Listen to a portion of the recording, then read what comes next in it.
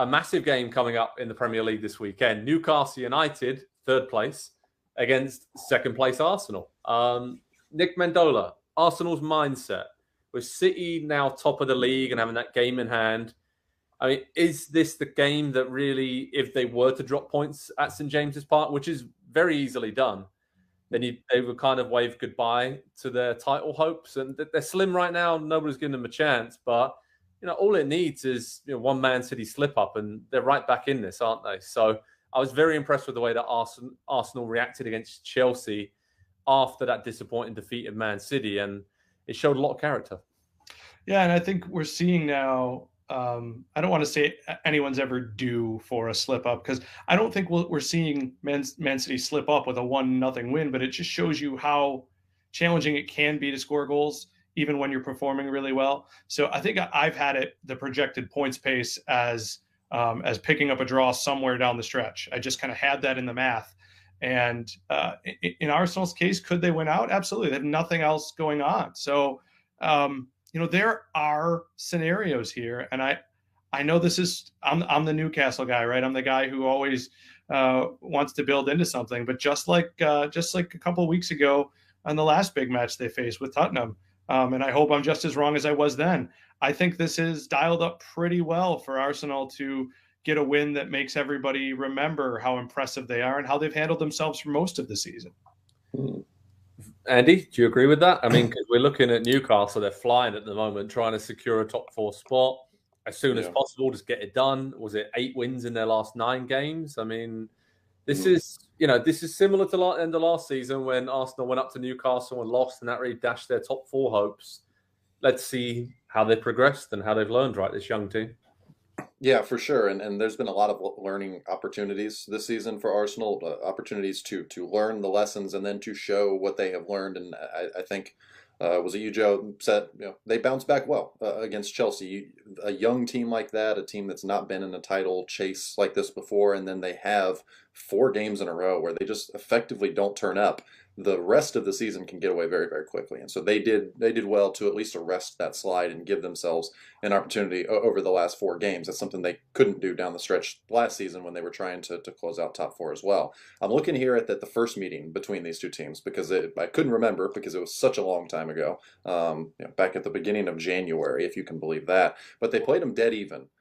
Expected goals, possession was very lopsided. It was all Arsenal, but it was at the Emirates. And so obviously Newcastle going to go in with a little bit more of a defensive game plan and look to try and keep a clean sheet. And that's exactly what they did. It was a scoreless draw there in North London. And so Newcastle have the belief that they can play with them because they have played with them this season already. They have played them almost dead even. So I kind of like Newcastle in this one. It feels like the momentum, not just of the club, but I think of the first team and the players on the field. They have gotten better as the season has gone on. And how many teams can you look up and down the table and say, well, they're worse now than when they started the season, or they just haven't improved? Newcastle are one of the few that I think have steadily, as the season has gone on, have gotten better and better. They struggled to create chances and score goals early in the season. They're 3rd or 4th now over the whole season in goals scored. They are, I believe, 4th in expected goals difference as well. Like they are so solidly built, and they are where they are based on merit because of what they've done over the course of the season, and they're better now than they were back in August and September for sure. That's very true. And I think when we think about Newcastle, around the League Cup final, they're the distraction, but then they recovered really well after that, got that out of their system, and they've almost playing their best football of the season over the last few weeks, where they've been scoring 4s and 6s and 3s against teams. So they can pretty much blitz a team and end the game within a 20, 30-minute period. But so can Arsenal. Yeah. Who have they done to get that to? Well, both our teams, I think, recently. So yeah. So I think Arsenal can do that as well, though, right? We've seen that so often flying out the traps this season. So that's what makes this game so interesting, and why I kind of think it's going to be a bit of a thriller, and we're going to see a lot of goals at St. James's this weekend. Nick, Arteta probably deserves a lot of credit as well for making the changes he did against Chelsea. Some would say it was about time, and he should have brought in Jorginho and Trossard. Maybe the 3 of us here on the show were saying that for the last few weeks, but it worked, right? It had the desired impact. So do you think he sticks with that, or does he bring back in the likes of Martinelli, Partey, and just gave him a bit of a breather? I mean, is it too harsh to say that Arteta got it wrong for maybe the Southampton and then the Man City games to keep those players in that performed so well all season, but clearly just weren't quite at their best? It does feel a little wrong to say that. I mean, I've been talking about Jorginho coming in at least at halftime of a number of games. So that is an opinion to have, and I think it was a strong opinion that I will classify as belief. However, you look at the three guys we're talking about, and they're guys who are generally new to the setup. And what Arteta has bred into his team is his belief in the system, but also the people who help him get there. And so while it's not a way you want to, quote unquote, throw away a title, I think it's something that gets forgiven in the room. It's not something where players are looking around and saying, "Oh my God, I can't believe he played that guy." No, they can believe it. They've seen those performances before, and he's kind of let those players, at least at this form and in terms of Thomas Partey, let him fail out, right? Let him show that somebody else needs to do the job better. And I think the biggest difference that you mentioned Newcastle before, right? And them finding a rich vein of form. Well, they had finishers, and Arsenal has Gabby Jesus and Odegaard and Saka, who are all high up on the goal list. So it's really finding who complements them the best. And Martinelli's benefited from that. Trossard has benefited from that. I guess the only question is, have they rotated enough? Because really, let's face it, they're at a point now where they can play the same 11 every week, but that won't be the case again very, very soon. Yeah, the Champions League next season, right? And then Kivior as well coming in at centre-back. Rob Holding needed to be taken out the firing line a little bit. So that was interesting to see some of those secondary players who've been waiting for a chance, and they took it against, it was against Chelsea or in shambles at the moment, but it will be interesting to see if Arteta is going to stick with those guys who came in and took their chances.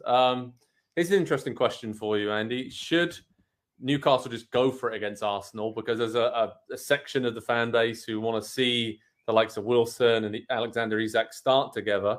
Wilson jumped off the bench against Saints last time, scored a couple, could have had a hat-trick, was flying. But Eddie Howe's been given, rotating the lineup, and they've had a lot of midweek weekend games. And, it's been working. But in first half of games, sometimes it hasn't, and they haven't been scared to change it. So it's difficult right now because so many of Arsenal's attacking players are in incredible form. Yeah.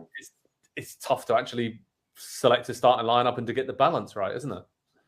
Yeah.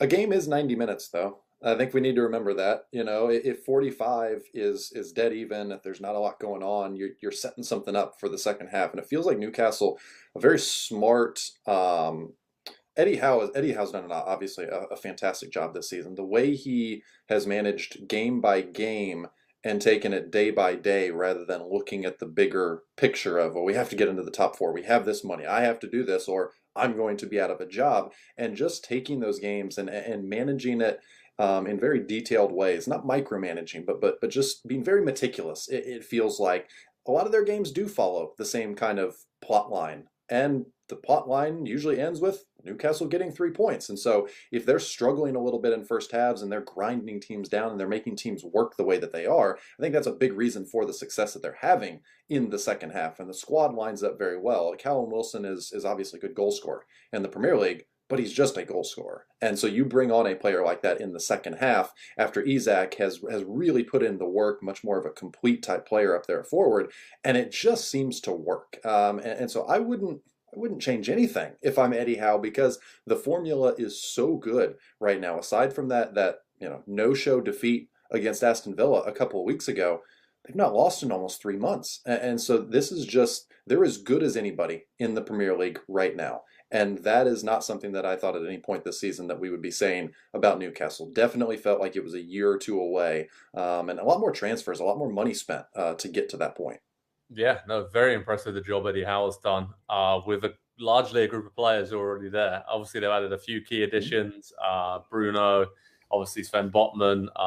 Obviously, Isak has been excellent in recent weeks, but and Nick Pope, I want to give a shout out to him and Trippier as well. Real solid foundation. But I'm going for my score prediction for this game. I'm going for a 4-3 win to Newcastle. Oh, I expect chaos this weekend. Nick, what do you think, mate? Oh, shout out to the late, great Shaq Tiote. I'm going to go 1-1. 1-1. All right. That's fair enough. Andy, what about you? Yeah, I thought I was going to have the chaos prediction at 2-2, but I'll take a 4-3. That'd be great with me. That would be great with all of us, I think. So head over to Pro Soccer Talk on NBCSports.com for the How to Watch information, preview, team news, live analysis, and reaction from a massive game for both Newcastle and Arsenal in their seasons. Can Newcastle go one step closer to sealing their return to the Champions League after, 20 years now? And Arsenal, can they stay in the title race for at least one more week and to keep the pressure on Man City? Hi there, I'm Rebecca Lowe, studio host for NBC's coverage of the Premier League. Don't forget to hit subscribe to watch more videos all season long. For even more Premier League content, from original series to live matches, head over to Peacock and be sure to tune in for Premier League mornings every weekend on USA Network and on Peacock. We will see you over there.